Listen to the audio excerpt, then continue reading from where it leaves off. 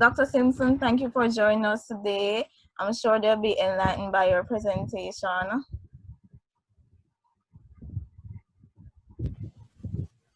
Great to be here as well.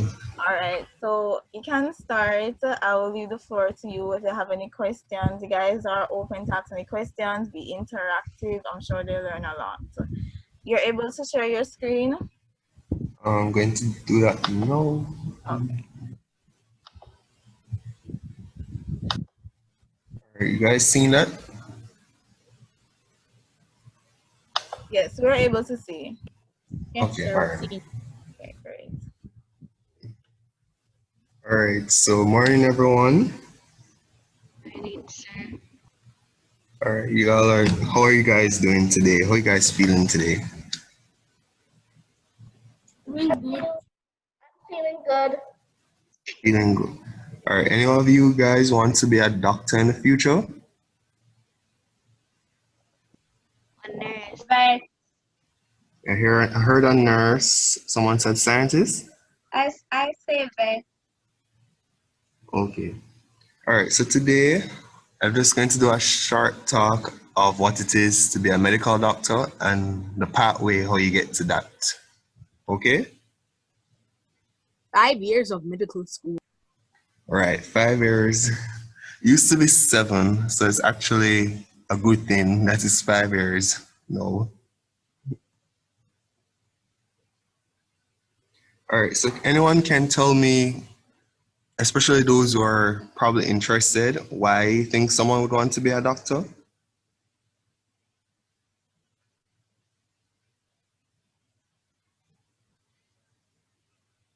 Anyone?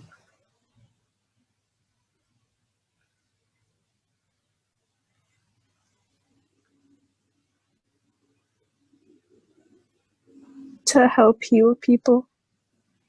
All right, that's good. Anyone else?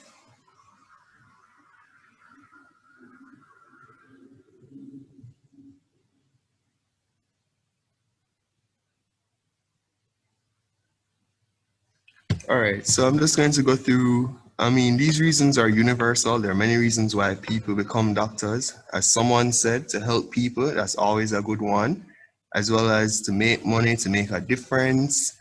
And persons have different personal stories that they probably witnessed a grandmother dying or suffer from a health condition, and then they became inspired to go into medicine to try and find a cure, to see how they can help other people. All right? All right, so my reasons for going into medicine, first all started in high school. I was not even sure if I wanted to do medicine. Like most people, you're not sure what career pathway you want to go down. So it varied from a lawyer, a business, an entrepreneur, to doctoring, to even a teacher. However, through friendly competition with my friends at high school, we were always competing against each other in the science subjects, biology, chemistry, physics. And from there, I grew to love it. And from that friendly competition, we went on to do the CSEC examination. We all passed successfully. And then we went to Cape, and again, friendly competition there. But still wasn't sure, even at the Cape level, if I wanted to be a doctor. But a teacher, a very good teacher, science teacher, chemistry teacher, she spoke to me and she was like, this is a good field, the job security is there, and you can help people and get recognition. So I eventually applied and got straight into medical school. And some of the reasons why I chose this career, as someone said, was to help others in an incredibly significant way. When people are ill or sick or injured, they turn to the doctor because they believe that you can restore their health. And so in that way, by doing that, you make a big difference in that person's life. Also, the field of medicine is fascinating, never a dull moment. You're always learning different things. Different patients have different conditions. And so if you're like a person who likes mystery and wonders and learning different things each day, it's a great field to apply for. Sir Natari is saying doctors are rich and they get a lot of money from their salary, even if they mess up a lot. All right. I addressed that. I soon get to R. I'll address it briefly, but it's in the presentation. So, in the Jamaican situation, because we're third world, but we're trying to get to first world status, of course, we're not as well paid as, say, if you are in the States. But overall, in terms of career fields in Jamaica, it's one of the highest paying. And the more specialized you are in a particular area, is the wider the salary range. But you can make a decent living from being a medical doctor. In terms of, I think you're referring to like lawsuits and stuff.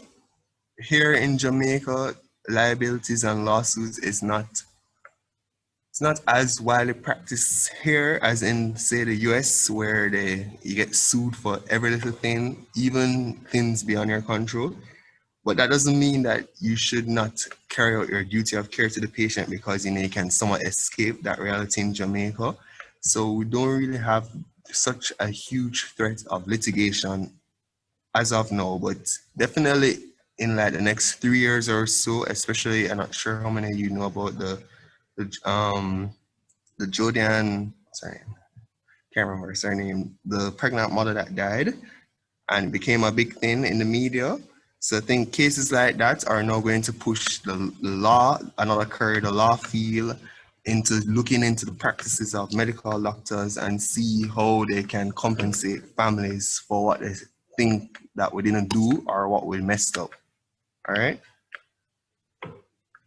All right. So another reason for choosing this career is that you can be in a position of influence, trust, and honor.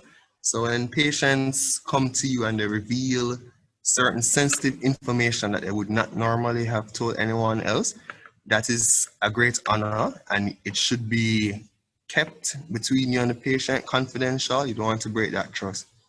Also, generally, even outside the field of medicine, doctors are viewed as intellectual beings that are able to speak on a wide ranges of issues. So they get appointed to different government boards, different NGOs, and as I said, it doesn't necessarily have to be medical related, it can be on any topic at all. All right, so this, as I said, it was in the slide. So generally in Jamaica, the field of medicine, especially being a doctor, there is job security and many opportunities. Even though the other day there was some controversy about some doctors not, their contract not being renewed. That was as a result because of the COVID. So normally you take in a certain quota of doctors, say 25, right? And then at the end of the year, the school year, which is usually May, June, they also have exit exams. So because of the COVID in that period of time, they were not able to do the exit exams. So they were pushed back to November this year. So what you find is that a whole lot of persons were still in the same position. They didn't move up. So as a result, they could not directly take in new doctors as yet because the salary, the budget allocated was for those slots were already filled. So what they have done now, they have increased that. And so all of those doctors now are rehired on a temporary basis. So when the ones that are currently there do their exit exam in November, they can come into whatever program they want full time. So the field is relatively stable and good finance, good economic stability as well. And doctors are always in demand, especially now during this COVID thing. Doctors are always in demand. So it's a very good field. If you want job security, you don't have to be worrying if you're going to be fired, if you're paying for a house, a mortgage, or a car loan, if that's something that, if you don't have a job, they're going to take it away. So it's relatively stable. And as I said, opportunities are very vast and wide ranging outside of medicine. You have different business venture that you can go into. You can go into public health and policy, which can branch off into a political career. You can travel overseas and do observerships and fellowships in different hospitals, as well as you can do basic research. And one of the last reasons why I also chose this career was because it requires critical thinking and problem solving. As I alluded to earlier, there is never a dull moment. So different patients present differently. They don't, even what you learn in med school, they don't follow the textbook definition of a disease. So they come in with atypical symptoms, and then you have to piece together, think it through, and try and figure out what is wrong with this patient and treat them. So that's something that keeps the mind going. And that's a reason why I also chose this career field. Any questions? Yes, sir, I have a question. All right, go ahead. What if doctors get sick from of disease their patients have? What if doctors get sick? From the disease their patient has. Right, so that, again, I address that later, but I'll just briefly say. So yeah, that is a big concern, especially during this time of the COVID, where health workers who are on the front line, doctors, nurses, they are putting themselves at risk caring for the patients with the COVID. So in those cases, the best we can do is follow the protocols and wear what we call personal protective equipment, such as face masks. Why don't you guys wear a full suit, like a full, one of those full plastic suits that they use for radioactivity and those? All right, so we have access to them, but the problem again is unfortunately the resources and especially financial resources in Jamaica. We don't have a wide range. They call them hazmat suits, like what you see on the TV in China and stuff.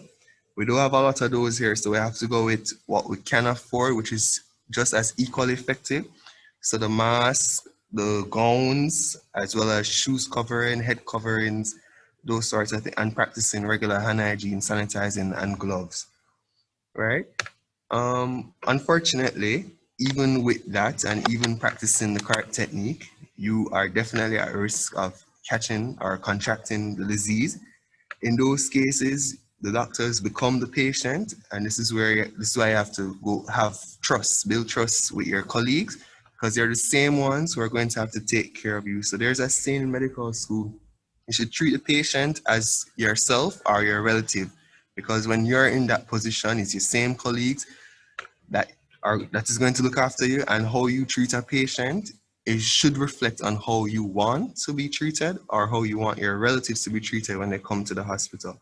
So there's no perfect way to say that doctors cannot get sick. There's always that risk, but you just have to carry out the necessary precautions and ensure that you wear your protective gear, equipment.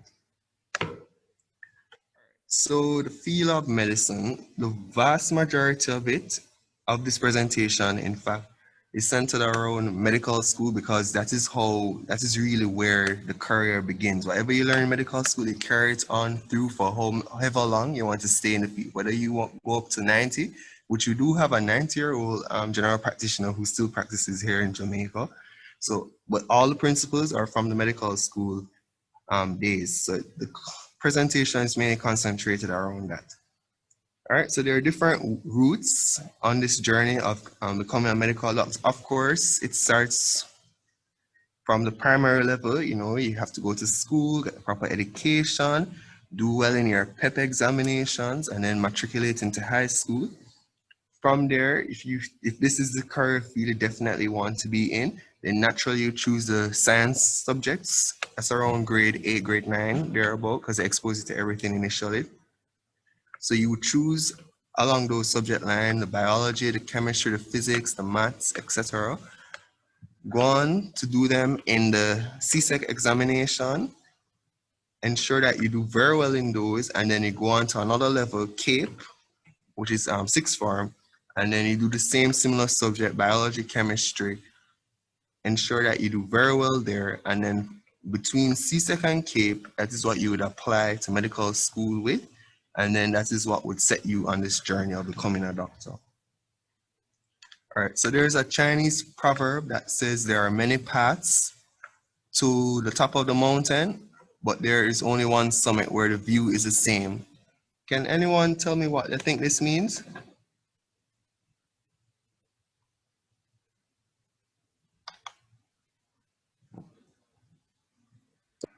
I know, sir. I think I know what So it go means. ahead, go ahead. I think it means that you can take any different career you want, but anywhere or another, you're gonna get to anywhere another you're gonna meet with different careers. I think I'm not sure what I'm not sure what the last part is about. All right, so something along that line. So basically, what it means is that there is no set path to get into medicine, into the field of medicine. So no matter what your, and I'll get to it shortly. No matter what your journey is, what your route is, the ultimate goal, if you want to be a doctor, there are many ways. You might not get straight into medical school, but you can do another degree and then apply after. So just as how, a common example is, like 2 plus 2 equal 4, but 3 plus 1 also equal 4, and 8 minus 4 also equal 4. So the answer 4 is the same summit. That is the same endpoint that you're trying to get to, but there are many different ways. You understand that?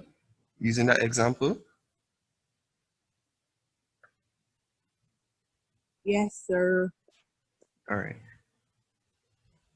All right, so having successfully passed in your CAPE and CSET subject in the sciences, again, biology, chemistry, physics, mathematics, etc., you can apply directly to the University of the West Indies Faculty of Medical Science for what is known as the MBBS degree, which is Bachelor of Medicine, Bachelor of Surgery degree, and that's what, when you get that degree, that's what makes you become a medical doctor.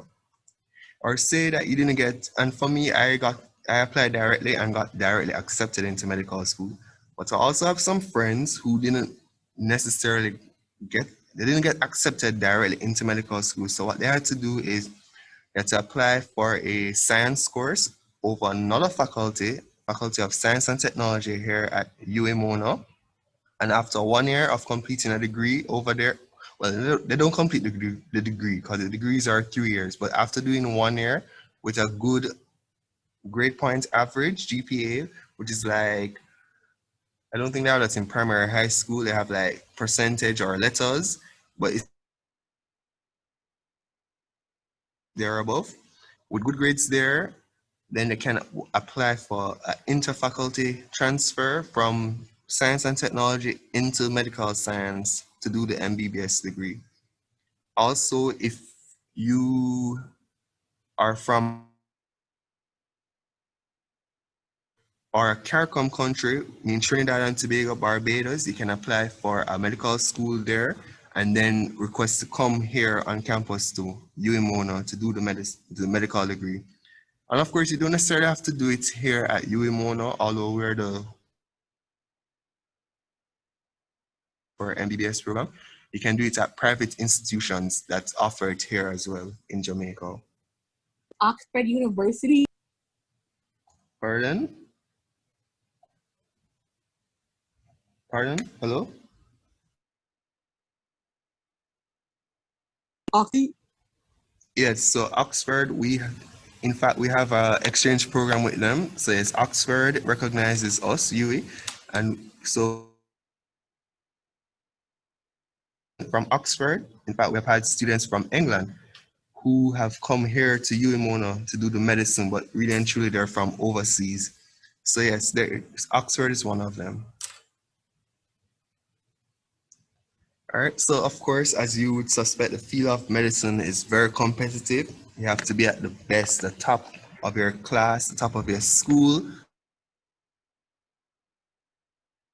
examination. And this presentation will be available, and what I've done for those who are at the more advanced level, meaning in high school, if this is what the field that you have I made up. just went to high school. Right. So if this is the field, the career that you choose to want to go down the path, then these are some links that you can click on even before having a C-second. You can't apply, but to make yourself familiar with the process, you can click on these links and get more details of how the admission criteria and then work towards achieving those. But mainly grade ones in C-second K, the science subject, maths, physics, biology, chemistry, so forth. All right, and as I've been saying over and over, so the academic requirements, minimum of 5 CSET subject, maths, English, biology, chemistry, physics, as well as at the CAPE level, double units in biology, chemistry, and any other CAPE subject. It doesn't necessarily have to be maths or physics, it can be law, it can be sociology. a lot of people don't know that. So they still do the same biology, chemistry, maths, and even physics, the 4 units of that. But you can even do law. Like for me, I did law actually. So, but I also did mathematics and physics, interestingly. But I didn't even have to do those. I could have just gone in with the biology, chemistry, and the law. All right, so that's something to bear in mind. So you don't have to overload on the science subjects when you're at the CAPE So, level. sir, Yes? do you make mussels with fishing line?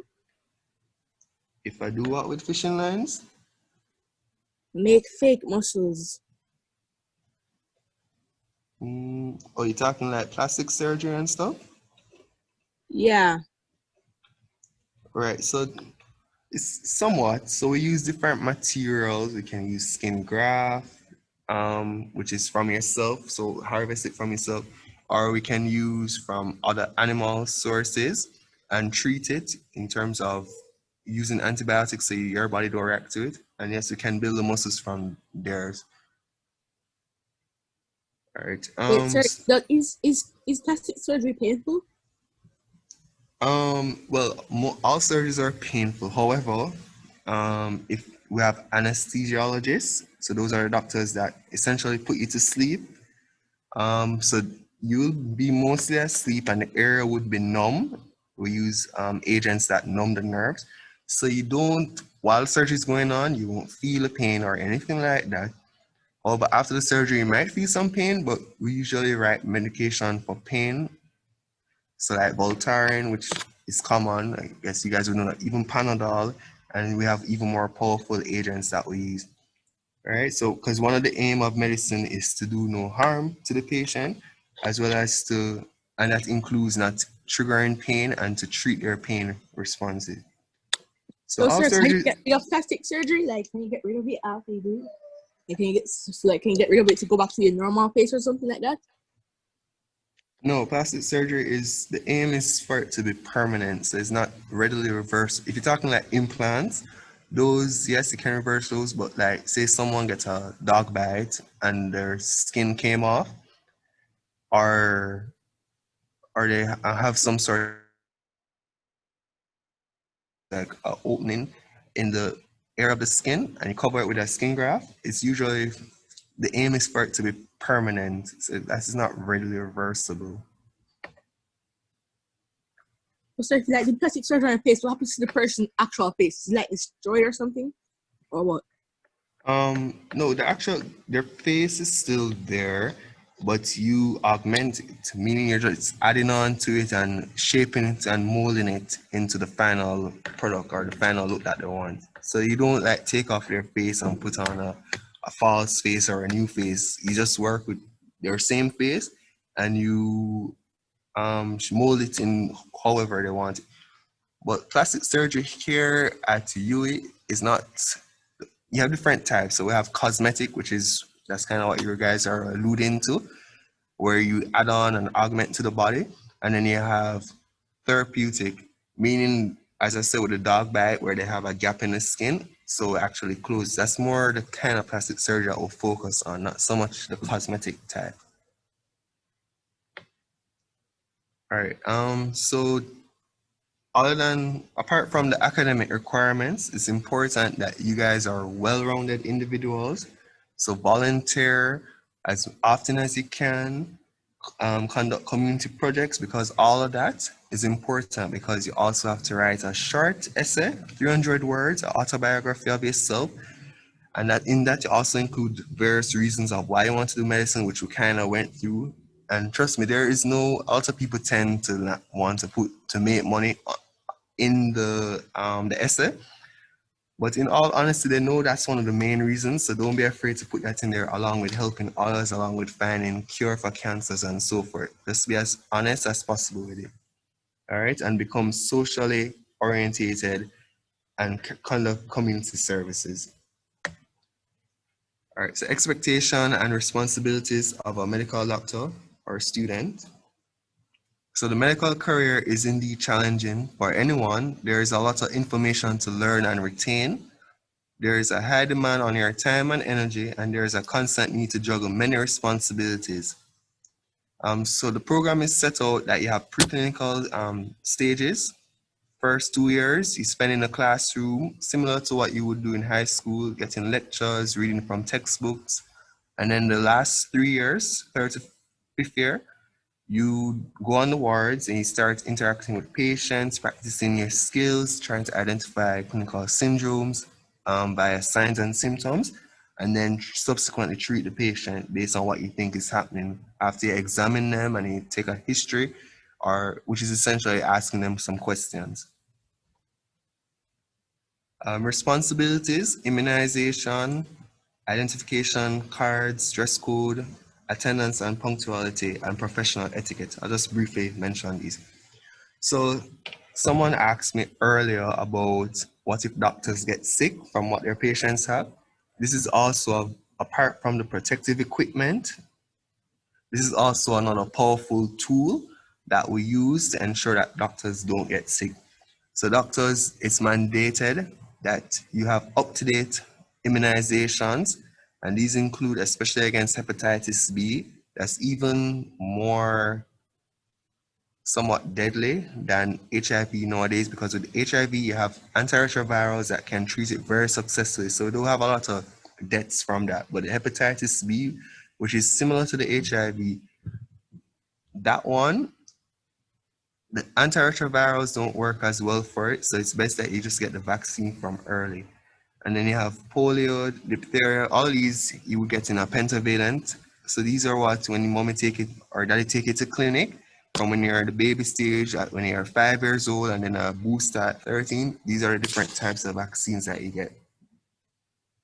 Also chicken pox, especially when you're working on the pediatric ward with babies. If you never had it before, then that's a vaccine that is required to protect you from contracting chickenpox from the patient. Identification cards. Each student or doctor must have a valid different facilities at the university.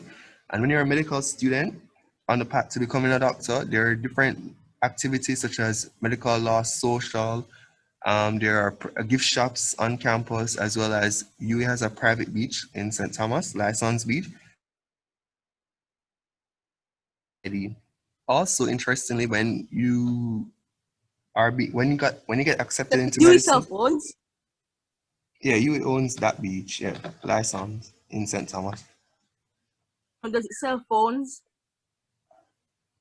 Cell phones?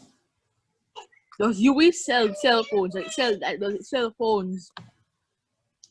No, we don't have a store like that, like Flora Digital. No.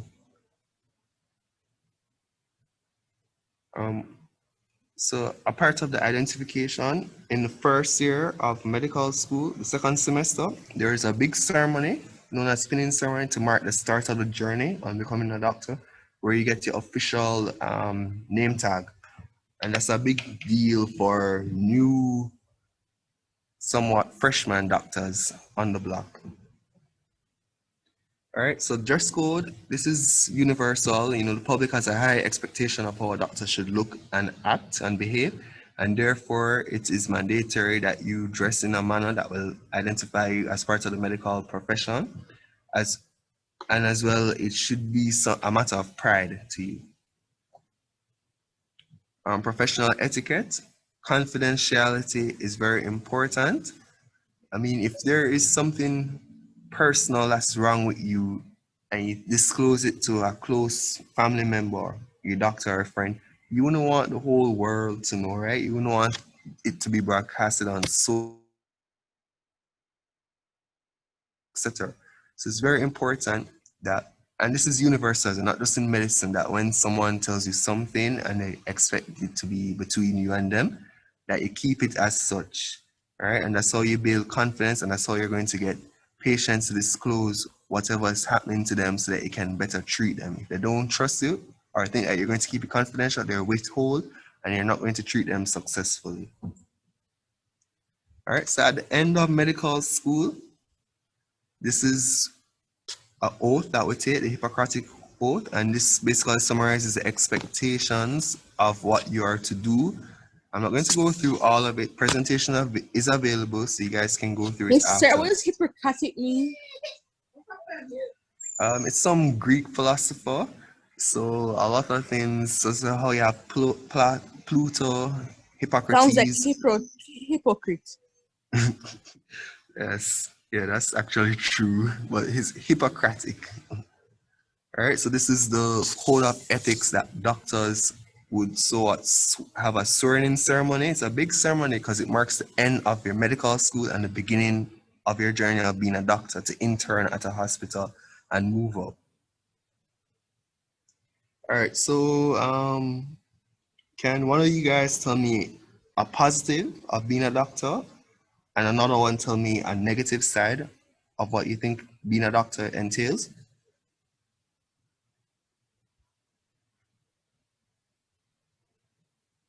The negative side is that you can get sick from other people's disease.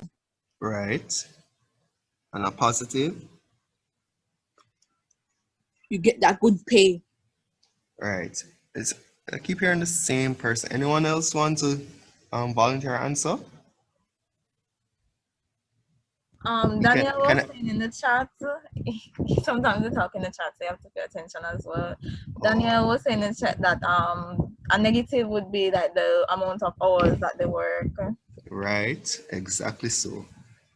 Right, so you guys have a general idea of what the pros and cons are. So I have a table here, I'm just gonna go through it now. So as mentioned, it's an excellent career stability and steady income.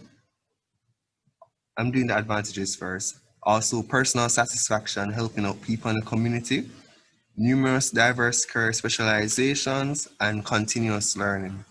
Disadvantages is that it can be expensive. So shortly, I'll go into the scholarship opportunities. It can be expensive to go to medical school. Someone mentioned it's a time commitment, both to the career training, 5 years, and balancing personal life. I mean, you can't always party as much as you want or hang out with friends and family. Also, it's a very there are times when it can be very stressful, especially during COVID-19 when the hospitals are overwhelmed with non-COVID patients. Those are irregular patients with non-communicable disease like stroke, heart attack, so forth, as well as the team dynamic. If you don't have a good team dynamic, that can also make the work environment very stressful. So it's always good to have a good rapport with your team. And this was mentioned earlier. Another disadvantage is deaths, including yourself when you contract the same disease from a patient. And subsequently, if the relatives think that you messed up or there was some obvious negligence, there's lawsuits. All right, so survival. Survival, Survival of the fittest. right, exactly. And this is mainly, again, at the medical school level, because as I said, the vast majority of the medical career is concentrated in the 5 years of medical school, because once you complete those successfully, there's no holding you back. Sky's the limit once you get MBBS degree. So that's why the presentation is more heavily surrounding that aspect of the medical career. All right, so survival of the fittest. There are 4 strategies of how you can do this. You need to plan, prioritize, pray, and persevere. We're just going to briefly go through each of these. So plan. Trust no one. No, you have to have trust. Remember the team dynamic? You have to trust your team and your circle of friends. Now, you have to have some trust. All right, so when And you're keep your enemies closer. well, yeah, I guess. So you need to plan. Here, time management is very essential. You need to have a clear schedule of your class time, your study time, assignments, even time to eat, assign time to eat and sleep. I know it sounds so common that why do you have to schedule that? Believe me, when you're in medical school and you're studying sleepless night, it's important to take a break, to sleep and eat and have fun with friends and family. Prioritizing, try not to lose focus on what is important. At the end of the day, you want an MBBS degree, you want to become a doctor.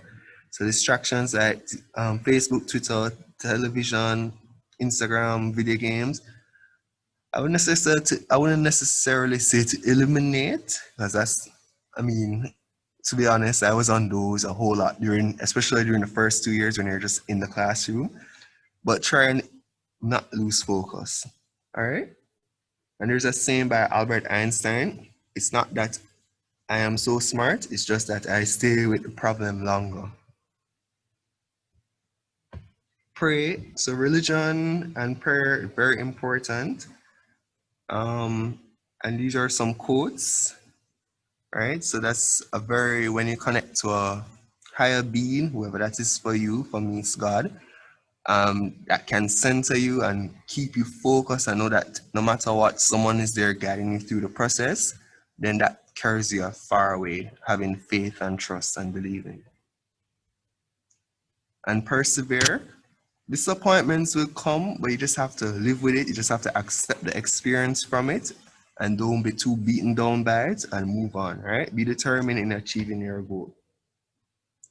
And your circle of friends, you see, this is why I say you have to have trust. You have to trust people around you because your circle and you have to have a very good circle of friends, ones that are hardworking, as focused as you, ones who will keep you accountable, and who are Sir, just that as anime knowledgeable. has some bad words in it.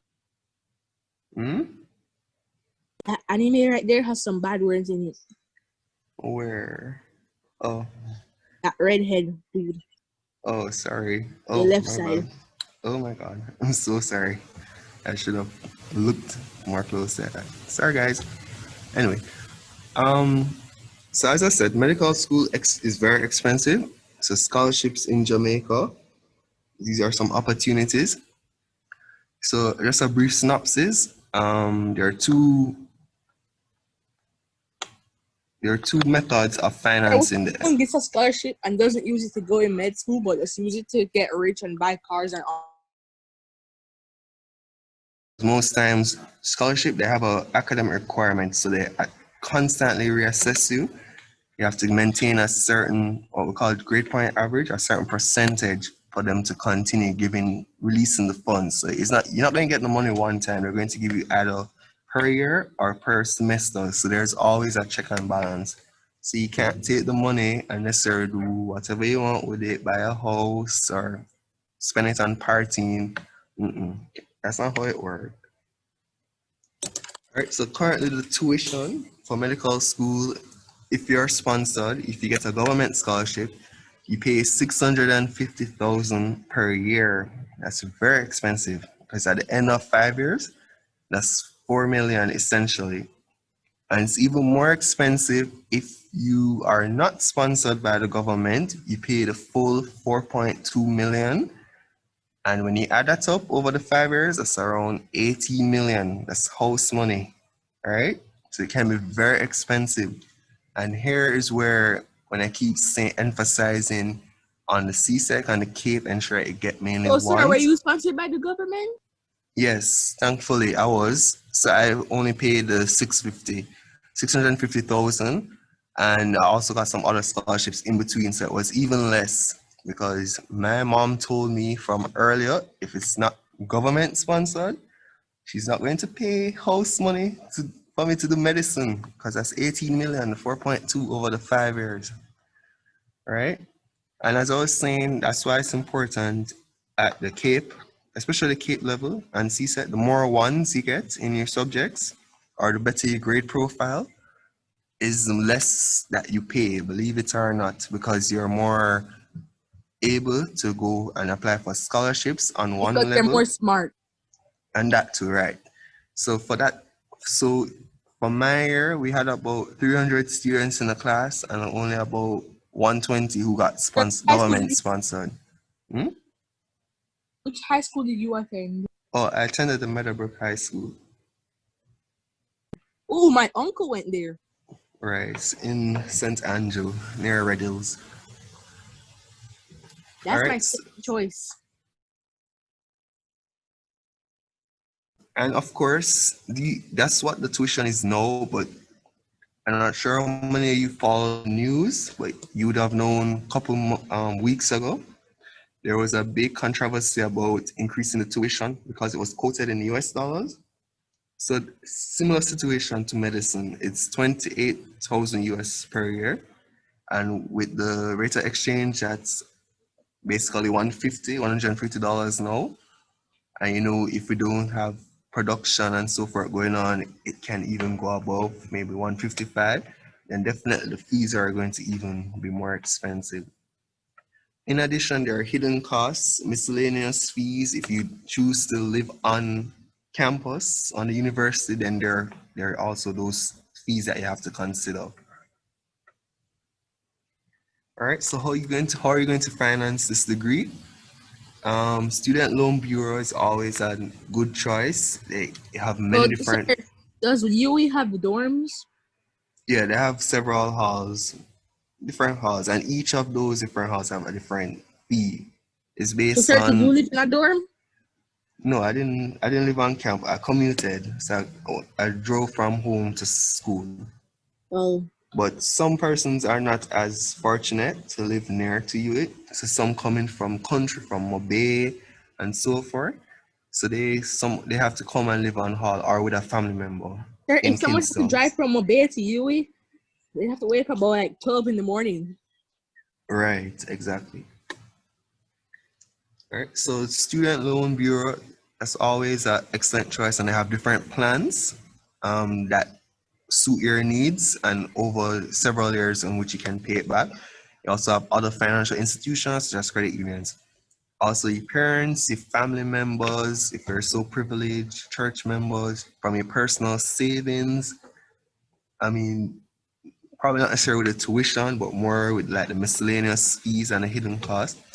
And I want to encourage you all, if you're already not saving, it's important to save. Get in the habit of saving. Also, scholarships and sponsorship from government or other reputable organizations. Right? And examples of those include you have you have different scholarships from the Ministry of Education, banks, NCB. Every year they have this competition. It comes on the TV where they have winners from each parish and then an overall winner. So that's something Sagicor as well. You have private sector, you have Rujon Foundation, Dream Jamaica. These different organizations also fund scholarships. And again, the presentation will be available. So when you're at that stage, these are the different links to those scholarship opportunities. And it's important that you apply early for them. All right. So what you need to apply again, mainly ones in your CAPE subjects, evidence of extracurricular involvement, letters of references, and very important to express a clear financial who is viewing your application, why you deserve. Our opportunities coming towards the end, opportunities for medical professionals. You guys think that doctors can have fun?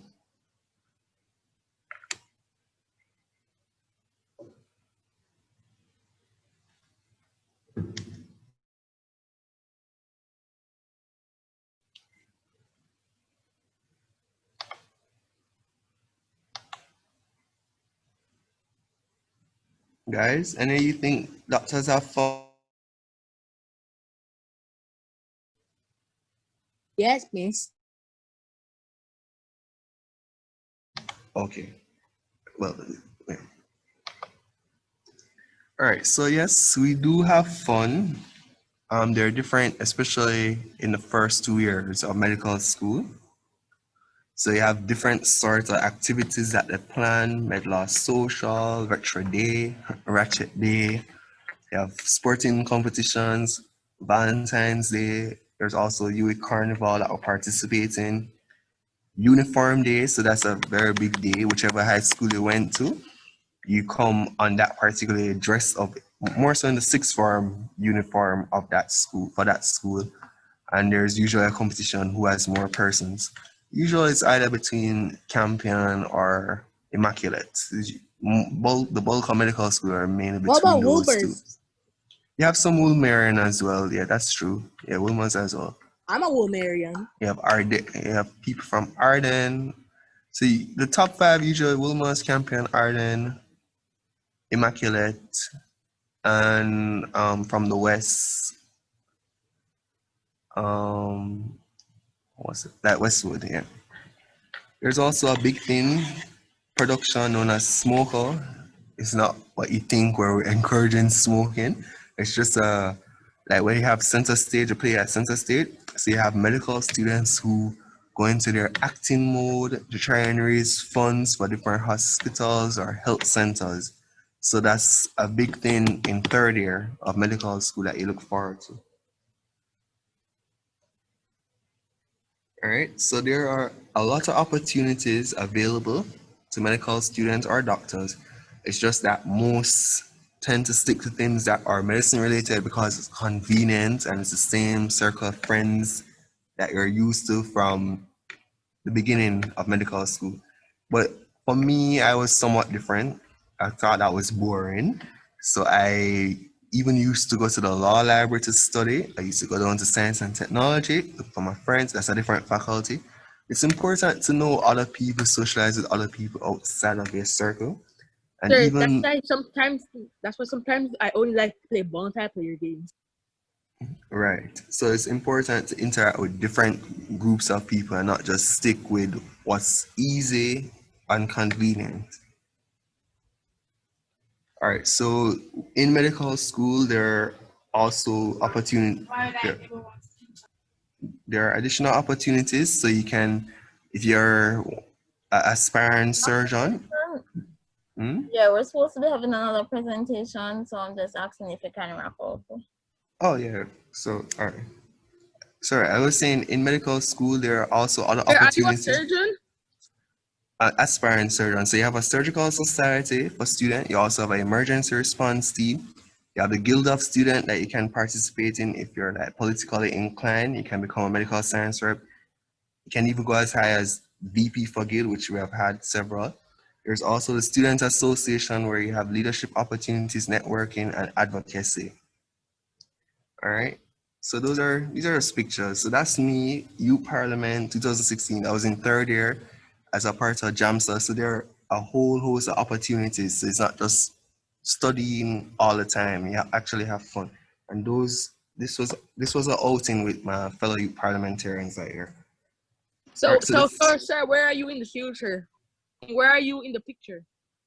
Oh, this one. You seen? Oh yeah, I see you, sir. Yeah. All right, so this is the last slide, the future. So medicine is dynamic, multidisciplinary. That means forever changing. And by that I mean is we know traditional medicine where you get sick, you go to the doctor, you have a cough, cold, listen to your chest, and they say that, okay, you have the flu and they give you medication for maybe antibiotics if it's bacterial.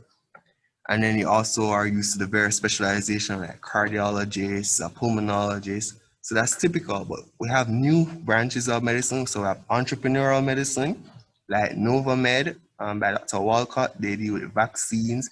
We have telemedicine, which is using technology to connect with patients all over the world, which is a big thing now during COVID, especially with travel restrictions. There's also an entity known as medical tourism, where patients come here to do particular surgeries because it's somewhat cheaper. There's also robotic medicine or surgery where we're going minimal invasive, so we're no longer doing big cuts on people. For surgery, we're doing very minimal stuff. There's also areas of vaccination and cancer treatment, and there's public health and policy with governance on food processing, water and sanitization, immunization, child health, and infectious disease. So the field of medicine or and all this until being a medical doctor is very vast. It's not just what we're traditionally used to where you go to the doctor and you feel sick and then they identify what's wrong with you and treat you. There are many different areas that you can explore, right? And in closing, the STEM field, which is what you guys are in, science, technology, engineering, and medicine, and mathematics, is the future of the world that will solve many of the 21st century issues of poverty, climate change, and cures for cancers. All right, guys, so that's the end of my presentation. I mean, I should have saved all the questions towards the end, but I answered them in between for the most part. All right, guys.